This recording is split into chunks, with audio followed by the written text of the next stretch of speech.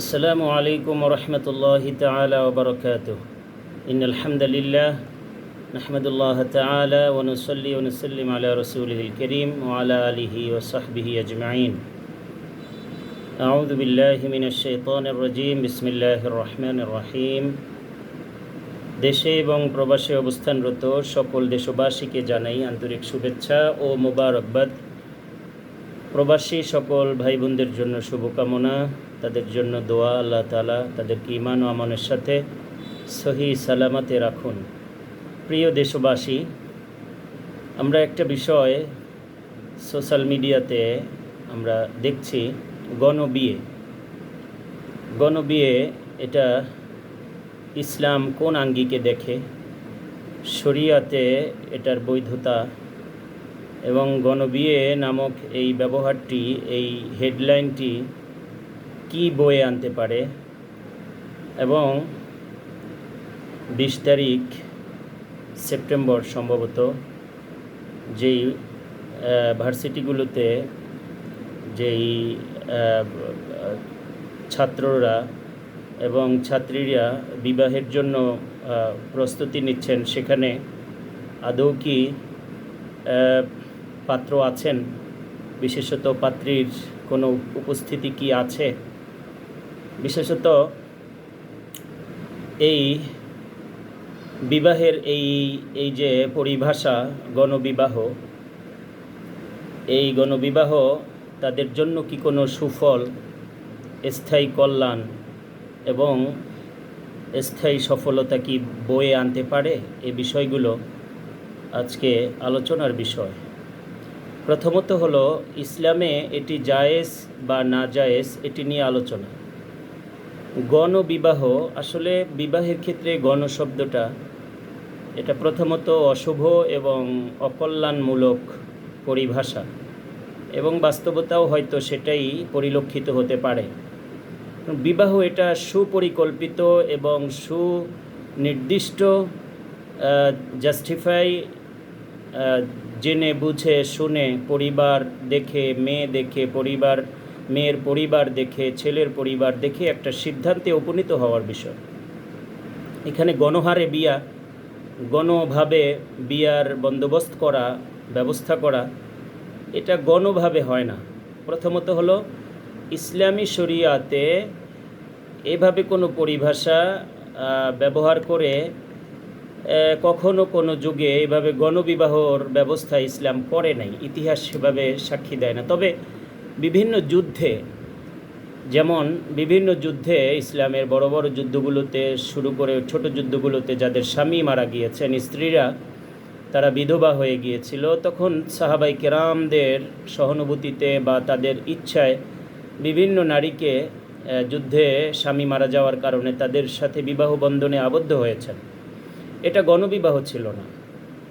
এবং কিছু নারীরা নবী করিম সাল্লাল্লাহু আলাইহি ওয়াসাল্লামের দরবারে এসেও একেবারে আবেগপ্রবণ এবং খুবই অবলীলায় স্বাভাবিকভাবে এসে বলেছিলেন, আমি আপনার সাথে বিবাহ বন্ধনে আবদ্ধ হতে চাই। কখনো নবীজি গ্রহণ করেছেন, কখনো বলেছেন আমার প্রয়োজন নেই। সেক্ষেত্রে এক সাহাবী তিনি বলেছেন, ইয়া রাসূলুল্লাহি, আপনার যদি প্রয়োজন না হয়, আমি এই বিবাহে আমি রাজি আছি। দেখেন বিবাহটা কত সহজ ছিল, বিবাহটা কতটা নির্মল ছিল, কতটা শিথিল ছিল।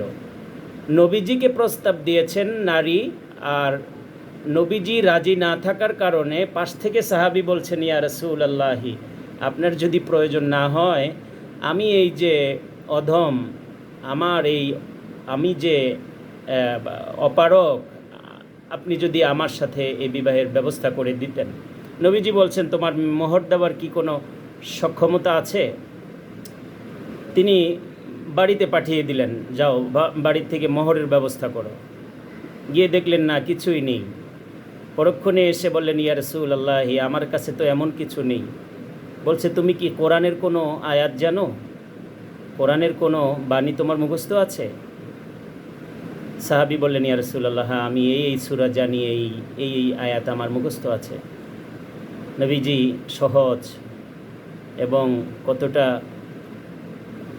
আসানির সাথে, সহজতার সাথে সেই কোরআনের সেই শিক্ষাটুকুনের বিনিময়ে, অর্থাৎ সেই আয়াতে কারিমা বা সূরাটি শিখাবার বদৌলতে, এই স্ত্রীকে সেই শিক্ষাদানের বদৌলতে তার জন্য মোহরের বিষয়টি নির্ধারণ করে দিলেন এবং সহজ ও আসানির সাথে তার সাথে বিবাহের সুব্যবস্থা করে দিলেন। সুবহানাল্লাহি ওয়া বিহামদি। এই যে বিবাহটা অত্যন্ত সহজ, তবে গণহারে এটা অতীতে হয়নি। তবে আমার সাজেস্ট হলো গণহারে একটা বিয়ের ব্যবস্থা করা দরকার তাদের জন্য যাদের বয়স হয়ে গেছে, 30-35 বছর, একটু ভারী বাট্টি হয়ে গেছে, শরীরটা ভারী হয়ে গেছে বা বয়সের ছাপ পড়ে গেছে। এই ধরনের অনেক আমার বোনেরা অনেকেই কিন্তু হয়তো বা আন্দোলনে এসেছেন, তাদের ব্যবস্থা করে দেন, এটা সওয়াব হবে, নেকি হবে।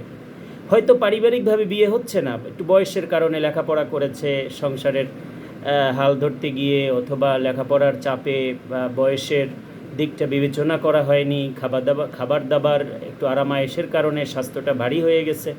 বিভিন্নভাবে এখন মানুষ ছেলেপক্ষ এসে দেখে পছন্দ করে না। এমন যদি শুভাকাঙ্ক্ষী এবং ভালো মনের ছেলে যদি হয়, এই ধরনের বোনদেরকে, এই ধরনের আপুদেরকে আপনারা বিবাহের ব্যবস্থা করে দেন, এটা অত্যন্ত ভালো একটা দিক।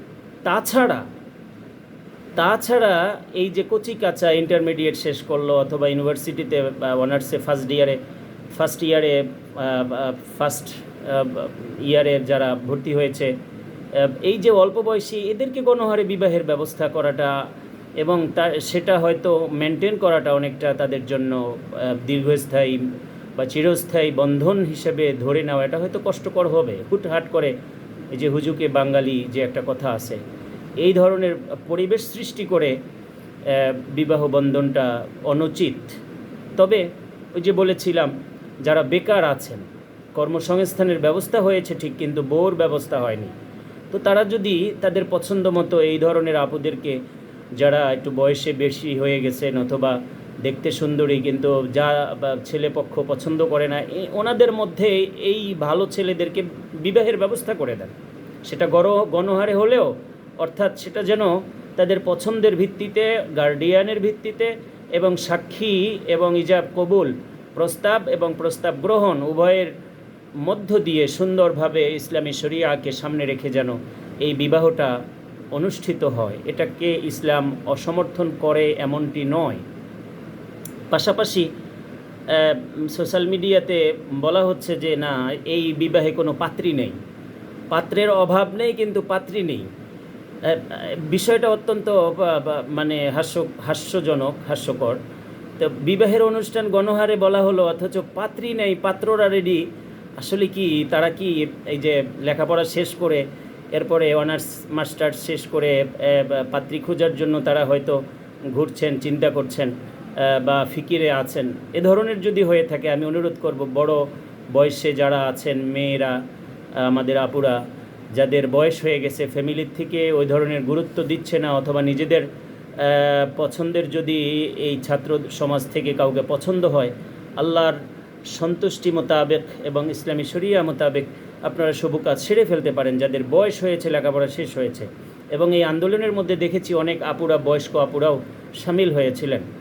তো ইসলামী শরিয়াত এখানে এই বিবাহের মধ্যে এই ধরনের গণহার এবং বিবাহ হেডলাইন থাকলেও এবং এই গণবিবাহের এই পরিভাষা ব্যবহার করলেও এটা ইসলাম অসমর্থন করবে না, যদি যৌক্তিক এবং সুচিন্তিত এবং সকলের মতামতের ভিত্তিতে, সাক্ষীগণের উপস্থিতিতে, ইজাব কবুলের ভিত্তিতে যদি বিবাহটা হয়ে থাকে, তাহলে এটা অবশ্যই গ্রহণীয় হবে। নবী করিম সাল্লাল্লাহু আলাইহি ওয়াসাল্লাম বলেছেন, আন-নিকাহু সুন্নতি ফামান রাগিবা ফালাইসা মিন্নি। নবী করিম সাল্লাল্লাহু আলাইহি ওয়াসাল্লাম বলছেন যে এই বিবাহ হচ্ছে আমার পক্ষ থেকে সুন্নাহ। এই বিবাহটা আমার পক্ষ থেকে সুন্নাহ, কখনো এটা ফরজ হয়ে যায়। যাদের জৈবিক চাহিদা ধরে রাখা কষ্টকর হয়ে যায়, সামর্থ্য আছে অথবা নেই কিন্তু জৈবিক চাহিদাটা ধরে রাখা কষ্টকর হয়। আমার সামান্য ইনকাম আছে, আপনি সামান্য ইনকামের উপযুক্ত কোনো পরিবারকে খুঁজে নেন, কোনো মেয়েকে খুঁজে নেন, আপনি বিবাহ বন্ধনে আবদ্ধ হয়ে যান। ওই মুহূর্তে জেনায় লিপ্ত হওয়ার সম্ভাবনা যখন হয়ে যায় তখন এই বিবাহটা সুন্নত থাকে না, তখন সেটা ফরজ হয়ে যায়। আবার কখনো কখনো চোখের ক্ষুধা, মনের ক্ষুধা, কিন্তু আসল জিনিস নেই, আসল পাওয়ার নেই, জৈবিক শক্তি নেই, ওই ব্যক্তির জন্য আবার বিবাহটা সুন্নাত নয়, ফরজও নয়, তখন হারাম, তখন সেটা হারাম হয়ে যায়। সুতরাং বিবাহটা কখনো সুন্নত, কখনো ফরজ, কখনো এটা আবার হারামের পর্যায়ে চলে যায়। সেজন্য লক্ষ্য রাখি যে গণবিবাহের নামে যেন কোনো ভুল ভ্রান্তি না হয়, কোনো ভুল ডিসিশন না হয় এবং গার্ডিয়ানদের অনুপস্থিতিতে কিছু না হয়। বিশেষত যেই আপুরা বয়স হয়ে গেছে, যাদের জন্য বিবাহের ব্যবস্থা করা খুবই জরুরি। সমাজ ব্যবস্থা আজকে আমাদের এমন পর্যায়ে চলে গেছে যে আমাদের সমাজ ব্যবস্থা আজকে বিবাহের বিষয়টা অত্যন্ত কঠিন করে দেখা হয়। মেয়ের বয়স হয়ে গেলে তখন ছেলেপক্ষ পছন্দ করে না, অথচ এই মেয়েটাই গুণবতী হতে পারে, এই মেয়েটাই আল্লাহ ভীরু হতে পারে, এই মেয়েটা হয়তো সংসারের দায়িত্ব নিতে গিয়ে ছোট ভাই বোন মা বাবার চিকিৎসা খরচ, বাসা ভাড়া, তাদের খাবার দাবারের চাহিদা মেটাতে গিয়ে তার বিবাহটা দেরিতে হয়ে গেছে, কিন্তু এই বোনদের বিবাহটা হচ্ছে না অথবা তাদের পছন্দ করছে না। এমন দেখে ভালো বোনদেরকে আপনারা পারিবারিকভাবে বিবাহ বন্ধনে আপনারা আবদ্ধ হন। এটাই ইসলাম শরিয়া চায় এবং সমাজ ব্যবস্থা এটাই আজকে নতুন ধারার রাজনীতিতে নতুনভাবে নতুন এই স্বাধীন সার্বভৌমত্বের মধ্যে কোনো জেনা বেবিচারে লিপ্ত না হয়ে সহজলভ্য, সহজ শর্তে এবং সহজভাবে যেন বিবাহের এই আনুষ্ঠানিকতা সম্পন্ন হয়। আল্লাহ তাআলা দেশবাসীকে তৌফিক দান করুন। এটা অনেকেই নিরুৎসাহিত করছেন, আবার অনেকে বিভিন্নভাবে অপব্যাখ্যা করছেন, কিন্তু ইসলামী শরিয়াতের গণ্ডির মধ্যে থেকে যদি পারিবারিকভাবে সাক্ষীগণের উপস্থিতিতে যদি এটা করা হয় এবং দীর্ঘমেয়াদী শুধুমাত্র কিছুদিনের জন্য এনজয়ের জন্য যদি হয়, এটা হারাম হবে। এজন্য প্রিয় ভাইরা আমার, সুনির্দিষ্ট এবং সুচিন্তিত মতামত এবং সাক্ষীগণ পারিবারিকভাবে সুন্দরভাবে আঞ্জাম দিয়ে বিবাহ বন্ধনে আবদ্ধ হতে কোনো শরীয়তের কোনো নেই, কোনো শরীয়তের নিষেধ নেই, কোনো ধরনের বাধা প্রতিবন্ধকতা নেই। আল্লাহ তাআলা এই যুব সমাজকে, যুব শ্রেণীকে আল্লাহ তাআলা সব ধরনের জেনাবে বিচার থেকে এবং ইউনিভার্সিটিগুলো যেন আল্লাহ তাআলা সব ধরনের কলুষ মুক্ত করে সুন্দর একটা পরিবেশের মধ্য দিয়ে শিক্ষা গ্রহণের তৌফিক দান করুন। আল্লাহুল মুওয়াফিক ওয়াল মুঈন। আসসালামু আলাইকুম ওয়া রাহমাতুল্লাহ।